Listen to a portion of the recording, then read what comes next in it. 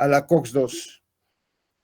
Por sus propios efectos adversos, la diferencia en la inhibición de estas ciclooxigenasas. Si nosotros cogemos la vía de la ciclooxigenasa, vamos a tener a las prostaciclinas. ¿Qué es la prostaciclina? La prostaglandinas I2, que me van a causar vasodilatación y me van a inhibir la agregación plaquetaria, lo cual es sumamente importante. Vamos a también a tener los tromboxanos, el tromboxano A2, y me va a ocasionar la vasoconstricción y favorece la agregación plaquetaria. Y lo más importante, tenemos que recordar que la prostaciclina me va a inhibir la agregación plaquetaria. Y el tromboxano me va a favorecer la agregación plaquetaria. O sea, va a formar un tapón plaquetario. Y también la vía de la ciclooxigenasa me va a producir las prostaglandinas que tienen que ver bastante con el proceso inflamatorio, ¿no? Estas, como hemos dicho, causan vasodilatación, aumentan la permeabilidad del exudado, ¿no? Para que los leucocitos pasen de una manera más fácil de los vasos sanguíneos hacia los tejidos. Eso es la vía de la ciclooxigenasa, ¿no? En cuanto a las lipooxigenasas, primero vamos a tener a los leucotrienos. Y aquí tenemos los leucotrienos C4, D4, ¿no? B4, que van a producir broncoespasmo. Por eso tenemos medicamentos que me bloquean los receptores de los leucotrienos. Aquí, por ejemplo, tenemos los Montelukast, que se utilizan en casos más avanzados de asma, en enfermedad pulmonar obstructiva crónica. Es importante recalcar que estos AINES, en personas que tienen hipersensibilidad, alergia a los AINES, pueden llegar a inducir un asma. ¿Y por qué? ¿No? Estamos viendo como un AINE mismo tenemos bloqueada la vía de la ciclooxigenasa, entonces el ácido araquidónico, ¿no? Comienza a pasar más, ¿no? En la vía de las lipooxigenasas. Comienza a formar demasiados leucotrienos y esto va a producir un broncoespasmo. No en todos los pacientes que están consumiendo estos fármacos, pero sí en algunos. Ahora, nosotros ya sabemos por qué. Aparte de eso, los leucotrienos en sí producen quimiotaxia. Aumento de la permeabilidad vascular. También con esta vía tenemos la formación de lipoxinas, ¿no? Que son importantes antiinflamatorios, pero para llegar a estas lipoxinas tenemos que coger un mínimo de dos lipooxigenasas para poder formar. Ahora, tenemos, si nosotros recordamos, ¿no?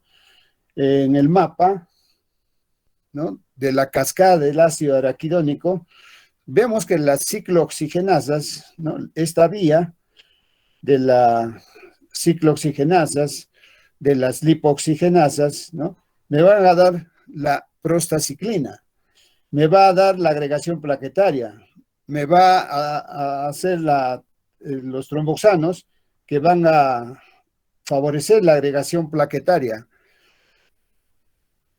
y me dan las prostaglandinas. A nivel del sistema nervioso central, ¿no?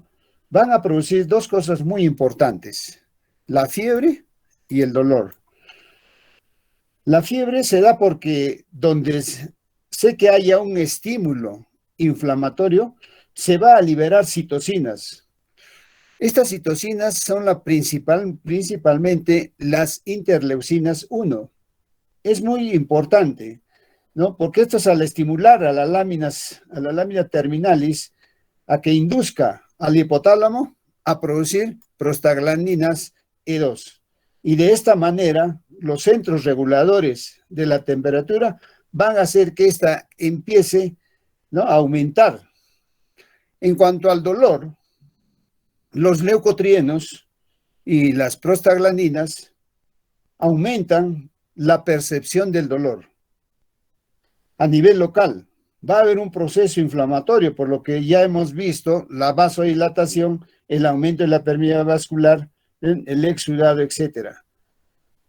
Y estas tres funciones de las prostaglandinas nos permiten entender tres propiedades principales de los AINES, que es como antiinflamatorio, ¿no?, antipirético, ¿no?, por la fiebre. Recordar que todos los AINES van a impedir la ciclooxigenasa actúe y se va a disminuir, por ende, la síntesis de prostaglandinas. Por eso, hablamos de antiinflamatorio, antipirético y analgésico. Esto va a ser a nivel local, ¿no?, la inflamación. Pero si nosotros vemos las prostaglandinas a nivel gástrico va a proteger la mucosa gástrica. ¿Por qué? Porque aumenta la secreción de moco, mucus, ¿no?, y disminuye la secreción de ácido clorhídrico y disminuye también la pepsina, ¿no? Esta pepsina que me degrada proteínas. Entonces, las prostaglandinas tienen un efecto protector en el estómago. Y algunos análogos de las prostaglandinas, como por ejemplo el misoprostol, que es un fármaco abortivo, ¿no? Es un análogo de las prostaglandinas que protegen la mucosa gástrica, ¿no? Disminución de la liberación del ácido, de la pepsina, y de hecho el misoprostol se lo indica bastante en preparados con AINES, para que estén los dos juntos y de esta manera, por un lado, el AINE me está disminuyendo la síntesis de prostaglandinas, pero lo que estoy compensando, dando un análogo como el misoprostol, ¿no? O sea, el misoprostol de un AINE. ¿Y qué pasa con estos AINES? Al disminuir la síntesis de prostaglandinas, sobre todo, actúan sobre la ciclooxigenasa 1. Entonces, lo que me va a inhibir, ¿no?, son más propensas a hacer que pierda esta protección de la mucosa y comienza a haber una sintomatología gástrica. Lo más grave va a ser las úlceras gástricas. En conjunto se les conoce como efectos adversos que se van a dar por la disminución de las prostaglandinas, que hemos dicho que era protector gástrico, ¿no? Entonces, estas patologías son las gastropatías por AINES, que van a predominar con los que inhiben la ciclooxigenasa 1. En cambio, los que inhiben la ciclooxigenasa 2 no tienen tanta incidencia a nivel gástrico, ¿no?, que ya vamos a ver que son protrombóticos. Las prostaglandinas a nivel también del útero, ¿no?, van a aumentar. Ahora sí tenemos nosotros que entender que las prostaglandinas van a inducir a nivel del uterino, van a inducir las contracciones, ¿no? De hecho, cuando se produce la menstruación, hay bastante liberación de prostaglandinas. Y esto ocasiona los cólicos propios, ¿no? Por ejemplo, las dismenorreas. Además, que en el embarazo, las prostaglandinas inducen estas contracciones para el parto. Y hay análogos de las prostaglandinas que se utilizan cuando nosotros queremos terminar el embarazo, ya que queremos que la mujer tenga su parto, dé a luz, ¿no?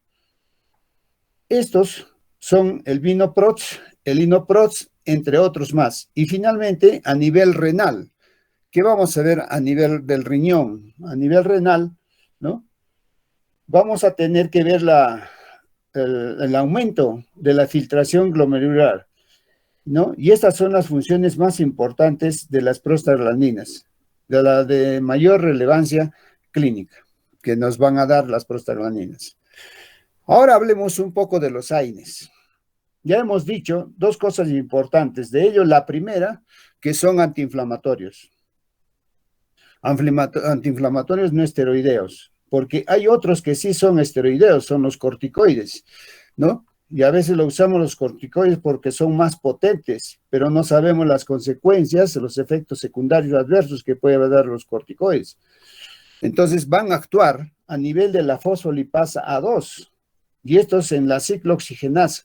Y en el segundo lugar más importante que mencionaba fueron las tres funciones principales, ¿no? Que ellos, como antiinflamatorio, analgésico, antipirético.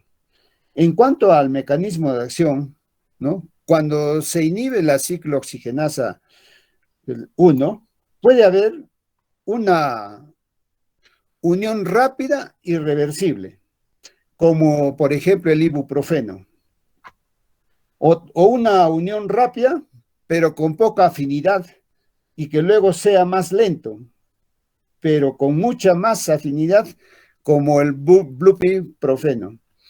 O puede hacer una unión rápida reversible y que luego pasa a ser irreversible, como el ácido acetil salicílico. Y el hecho de reversible va a tener sus repercusiones más adelante en cuanto a los que inhiben a la ciclooxigenasa 2. Va a ser una unión reversible que va a depender con el tiempo. Entonces, si ya hemos mencionado o hemos dicho que tenemos AINES que me van a inhibir más la ciclooxigenasa 1 y otros que me van a inhibir la ciclooxigenasa 2, los que me inhiben la ciclooxigenasa 1, principalmente a los que son selectivos, también me inhiben, aunque en menor medida, la ciclooxigenasa 1. Es por eso que nosotros no podemos decir que estoy dando a este paciente un fármaco que es selectivo de COX-2, ¿no? Como por ejemplo el Celecoxib, ¿no? O porque este fármaco no le forma úlceras, no forma gastropatías por AINES. Sí puede llegar, la incidencia es menor, pero sí puede llegar a pasar, y eso debemos tomar en cuenta. En cuanto al el cuadro de Goodman, ¿no? En farmacología de Velázquez, es súper interesante porque nos está indicando que los AINES se clasifican por familia. Lo más importante de cada familia tenemos primero los del ácido acetil salicílico. Tenemos aquí el ácido acetil salicílico, ¿no? El diflusan. También es importante cuando a los ácidos acéticos, por ejemplo, el ketorolaco, la indometacina, la nabumentona, son los más importantes de este grupo de los ácidos fenilacéticos. Cuando hablamos del diclofenaco, y en cuanto a los ácidos, ¿no? Fenilacéticos. Pero si hablamos de los ácidos propiónicos, vamos a tener al flurbiprofeno, al ketoprofeno, ¿no? Al ibuprofeno, principalmente. Luego los más selectivos de la COX-2, y este es el Celecoxib, selectivos en la COX-2, el Celecoxib, y entonces vamos a tener también al Valdecoxib, al Rosecosib, al Etoricosib, ¿no? Si hablamos nosotros ya de ácidos fenólicos, el piroxicam es de otra familia, ¿no?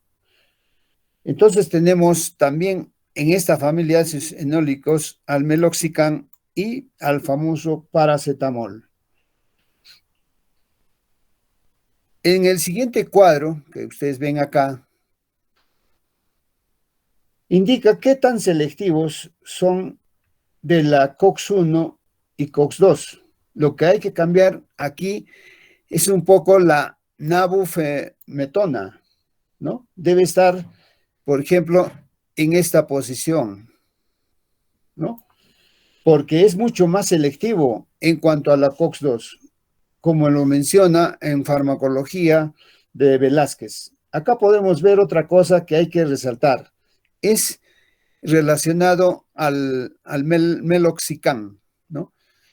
Cuando hablamos del meloxicam, ¿no? Lo menciona como un selectivo, ¿no? De la COX-2. En cambio, en Goodman, a pesar de que tiene bastante afinidad por la ciclooxigenasa 2, sigue siendo, ¿no? En la clasificación de la ciclooxigenasa 1, y de hecho que es así.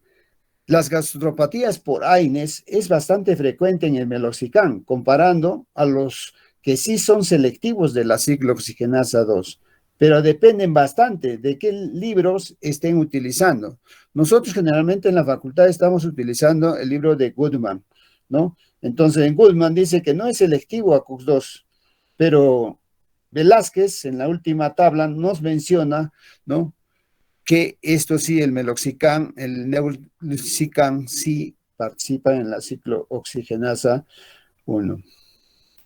Vamos a ver también en este cuadro el tiempo de vida, el tiempo de semivida de cada uno de ellos, como está mencionando acá, ¿no? Como el diclofenaco hasta el piroxicam. Los AINES tienen su principal aplicación, ¿no?, clínica como antiinflamatorio.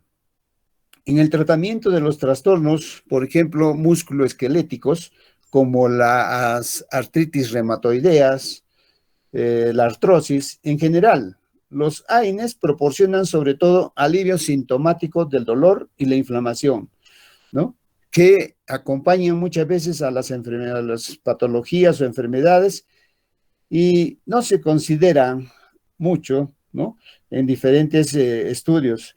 Diversos AINES están aprobados para el tratamiento, por ejemplo, de la espondilitis anquilosante y la gota, ¿no?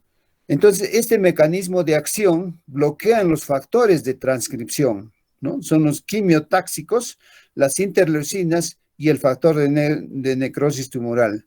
También inhiben la actividad, ¿no?, la expresión, que son selectinas y las moléculas de adhesión. Y también en la inhibición de la actividad de expresión están las integrinas. En los usos, como hemos dicho, el artritis reumatoide, artrosis, osteoartritis, gota, espondilitis anquilosante. Cuando se empleó como analgésicos, estos fármacos por lo general solo son eficaces contra el dolor. Ese dolor de intensidad baja o moderada, por ejemplo, el dolor dental, solo son eficaces contra el dolor de intensidad baja a moderada, el dolor dental que se da, aunque su eficacia máxima en general es mucho menor que los opiáceos. Los AINES carecen de los efectos secundarios indeseables de los opiáceos en el sistema nervioso central, lo que comprende la depresión respiratoria y el potencial de que presenta dependencia física. La administración concomitante de AINES puede reducir la dosis de opiáceos necesaria para el control suficiente del dolor, que ya lo habíamos visto en el seminario, y la posibilidad de efectos adversos de los opiáceos. Los AINES no modifican la percepción de las modalidades sensoriales, que no sea el dolor. Son muy eficaces cuando la inflamación ha producido sensibilidad periférica o central, ¿no?, en la percepción del dolor, ¿no? Entonces, esta inhibición de la formación de prostaglandinas, inhibición de la liberación del glutamato, hablamos como analgésicos menores. Y los analgésicos mayores, que estamos hablando de la depresión respiratoria y de dependencia física, donde están los opioides, ¿no? Y es eficaz para el dolor artrítico posoperatorio en las dismenorreas, las cefaleas, las migrañas. Y no es tan eficaz en el dolor de víscera hueca, el dolor neuropático. Aquí hablamos sobre la buscapina, el metamizol, la gabapentina y la pregabalina. Entonces, cuando nosotros vemos, por ejemplo, a una excepción, el dolor menstrual. La liberación de prostaglandinas por el endometrio durante la menstruación puede causar cólicos intensos y otros síntomas de dismenorrea, ¿no? Entonces, el tratamiento de ese trastorno con AINES ha dado buenos resultados. Cuando hablamos de fiebre, efecto antipirético, el tratamiento antipirético se reserva para los pacientes en quienes la fiebre en sí puede ser nociva o para los que experimentan alivio considerable cuando se reduce la fiebre. Es poco lo que se sabe sobre la relación entre la fiebre y la aceleración de los procesos inflamatorios inmunitarios, ¿no? Entonces, esta acción antipirética a través de las citocinas aumentan la síntesis de prostaglandinas E2. Hemos dicho que son que los prostaglandinas que son protectores y va a disminuir la temperatura en estados febriles. La acción antiplaquetaria, ¿no? Vamos a ver, es a través de la inhibición de la COX-1, ¿no? Que disminuye la tromboxanos A2 y segundo de los fármacos que se utiliza es el ácido acetil salicílico, la aspirina y el diflunisal.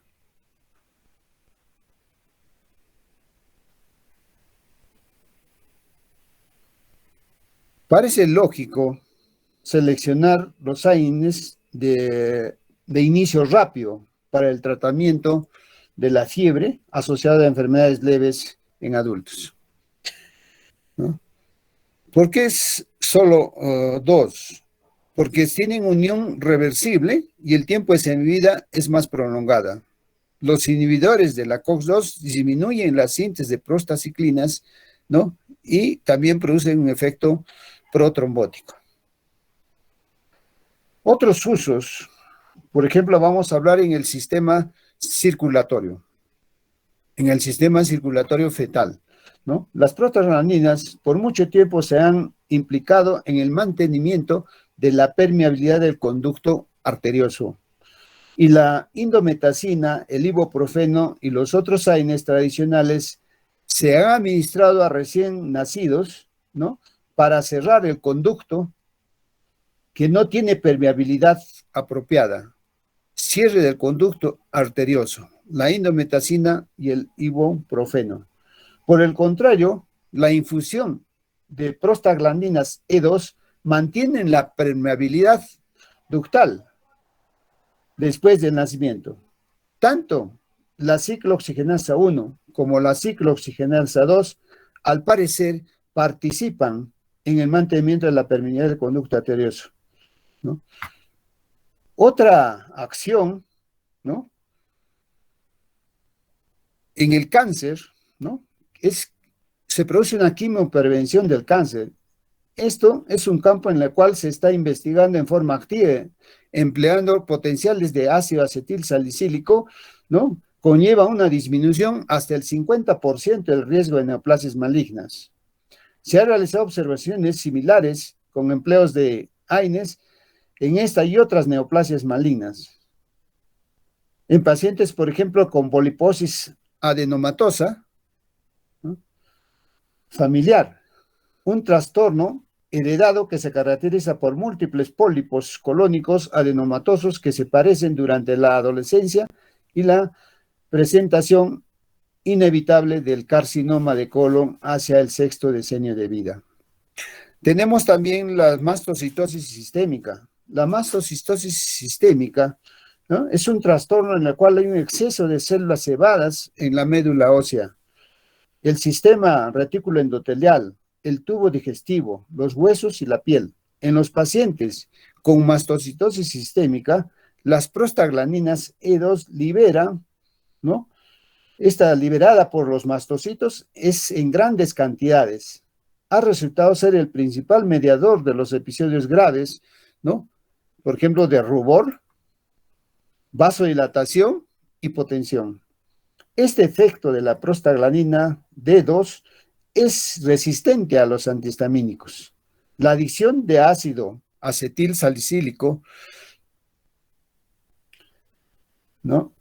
O también el ketoprofeno han brindado alivio bastante en esta mastocitosis sistémica. Sin embargo, el ácido acetil salicílico y los AINES tradicionales pueden causar degranulación del mastocito, de manera que antes de iniciar con AINES debe ser restablecer el bloqueo con antagonistas de receptores H1, H2, ¿no? Histamina 1, histamina 2. La tolerabilidad de la niacina. En la niacina, las dosis grandes de niacina, el ácido nicotínico, reduce con eficacia las concentraciones séricas de colesterol, disminuyendo la lipoproteína de baja densidad y aumenta la lipoproteína de alta densidad. Sin embargo, la niacina no es bien tolerada porque produce una rubefacción intensa. Esta rubefacción es mediada en gran parte por la liberación, hemos dicho, de la prostaglandina D2 en la piel, lo cual puede inhibirse mediante el tratamiento de ácido acetil salicílico y sería susceptible a la inhibición de la síntesis de prostaglandinas o al antagonismo de su receptor DP. En cuanto a las reacciones adversas, ¿no? En el tubo digestivo, los efectos gastrointestinales, ¿no? Preferentemente por la inhibición de la COX-1, ¿no? Están relacionados con los fármacos, ¿no? Y comprenden la anorexia, náuseas, dispepsia, dolor abdominal y diarrea. A veces estos síntomas guardan relación con el desencadenamiento de úlceras gástricas o intestinales, las cuales se estiman que ocurre en el 15 al 30% de las personas que los usan con regularidad. Las úlceras pueden fluctuar desde pequeñas erosiones superficiales hasta la perforación, ¿no?, de la musculatura, la mucosa, casi todo el espesor. La hemorragia puede ser gradual y desencadenar en el tiempo la anemia, o ser aguda o poner en riesgo la vida del paciente.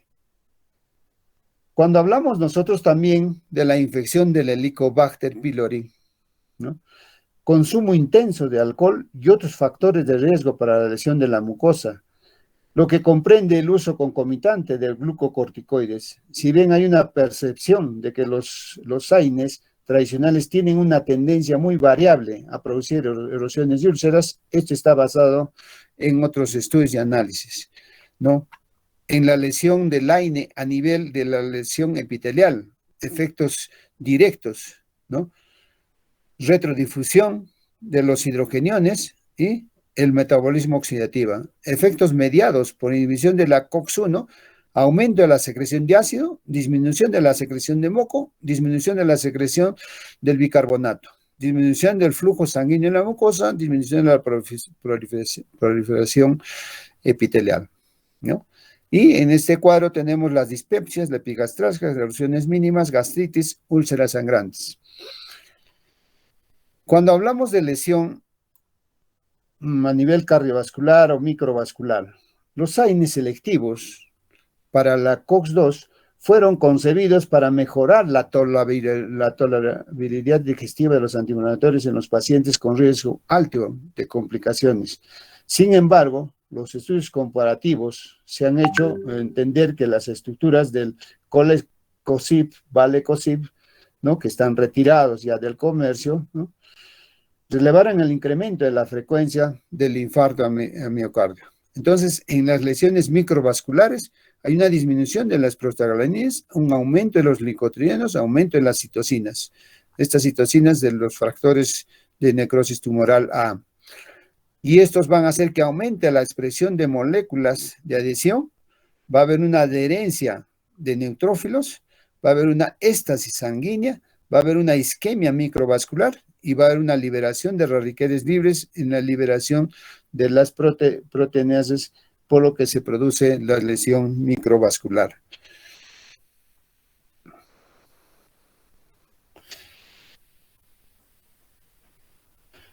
¿Qué se recomienda hacer? Es de dar la menor posible, ¿no?, el menor tiempo posible. Además que actualmente los AINES se dan bastante con omeprazol, un inhibidor de la bomba de protones o antagonista de los receptores H2. También se da como la ranitidina o con los análogos de la prostaglandinas. Ejemplo, hemos hablado sobre el misoprostol. Todo esto ha hecho de que esas reacciones adversas medicamentosas gastrointestinales vayan a disminuir considerablemente, a diferencia de los inhibidores de la ciclooxigenasa 2, que es el efecto adverso a nivel cardiovascular que provoca todavía, no se ha visto una manera cómo disminuir su incidencia, si no es tanto menor cuando administramos en menos dosis, ¿no? Por menor tiempo. Entonces nos hacemos la pregunta, ¿qué aumenta el riesgo de que nosotros, ¿no? Tengamos estas reacciones adversas medicamentosas gastrointestinales, ¿no? Vamos a ver que aumentan el riesgo del alcohol, los corticoides, ¿no? Las infecciones por Helicobacter pylori.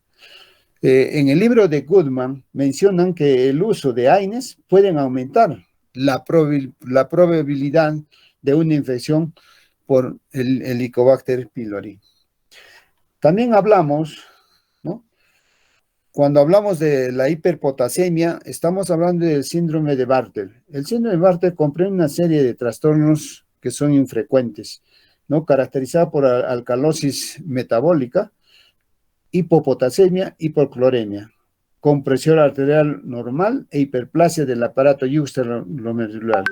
Y aquí los síntomas principales son fatiga, debilidad muscular, diarrea y deshidratación, ¿no? Que tenemos que tener en cuenta las variantes que son causadas por mutaciones del cotransportador de sodio, potasio y 2-cloro o el conducto de potasio apical regulado por la adenosina trifosfato, un conducto del cloro vasolateral.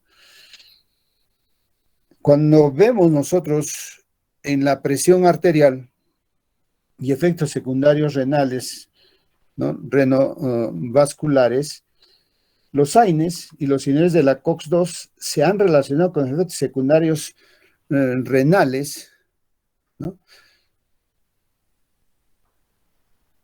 Y renovasculares. Los AINES tienen escasos efectos sobre la función renal o la presión arterial en personas normales. Sin embargo, en los pacientes con insuficiencia cardíaca congestiva, cirrosis hepática, nefropatías crónicas, hipovolemia y otros estados que cursan con actividad de los sistemas simpáticos, suprarrenal o renina-angiotensina, la formación de prostaglandinas se vuelve decisiva en los sistemas en el ser humano. Los AINES se asocian a la pérdida de inhibición de la reabsorción de cloro. Entonces, estos efectos mediados, ¿no? Por los inhibidores de la COX-2, alteraciones, ¿no? Del cociente prostaglandina I2 y los tromboxano I2, y a favor la mayor, que es la tromboxana 2 en plaquetas, ¿no? Hay más evidencias en estados electrotrombóticos, ¿no? Y los fenómenos trombóticos vasculares, infarto de miocardio, ictus, insuficiencia cardíaca, hipertensión. A nivel renal, porque como hemos dicho, efectos mediados por la inhibición de la COX-2, COX-1, disminuyen las prostaglandinas vasodilatadoras, disminuye el flujo sanguíneo renal, disminuye el filtrado glomerular y aumenta la retención de agua y sodio. Y estos dos van a hacer estos fenómenos de trombosis vascular, lo que hemos mencionado, infarto de miocardio, ictus e hipertensión arterial. En la hipersensibilidad, que es otro factor, ¿no? Determinadas personas presentan esta hipersensibilidad a los AINES, especialmente al ácido acetilsalicílico, según manifestaciones de los síntomas, ¿no? Esas van a fluctuar entre rinitis, rubor, edema, angioneurótico, asma, edema laringea y, ¿por qué no?, el shock anafiláctico.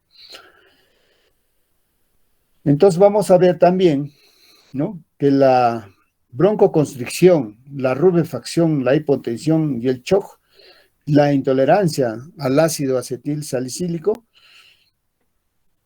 constituye una indicación para el tratamiento de cualquier otro AINE, debido a que la sensibilidad cruzada que nosotros tenemos que realizar puede desencadenar una reacción que puede ser tan letal y recuerda el shock anafiláctico, sus características clínicas. Pese a la semejanza con la anafilaxia, esta reacción al parecer no es de carácter inmunitario cuando hablamos de hipersensibilidad. Entonces, estas reacciones adversas tenemos que tener en cuenta el mayor riesgo, tenemos que tener en cuenta a nivel del aparato digestivo, a nivel cardiovascular, ¿no? A nivel de la membrana, ¿no? Y a nivel renal. Y lo que vamos a tener es aumentos de riesgos, hipersensibilidad, ¿no? Y en la hiperpotasemia, hipopotasemia, pero en la hiperpotasemia el síndrome de Bartter, ¿no? El diagnóstico de hiperprosglandínico, que es sobre todo la E. ¿Alguna pregunta?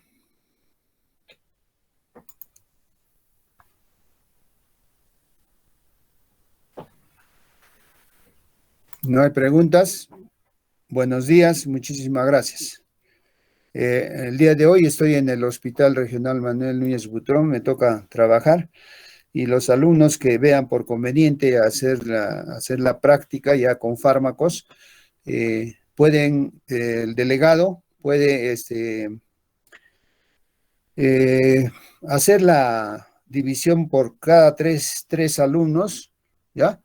Para hacer la práctica. No dura ni 5 o 10 minutos hacer una práctica de los fármacos que usamos en anestesia principalmente. ¿Alguna sugerencia? ¿Alguno? Si no hay nada, muchísimas gracias. Hasta más tarde. Ok, doctor, hasta luego.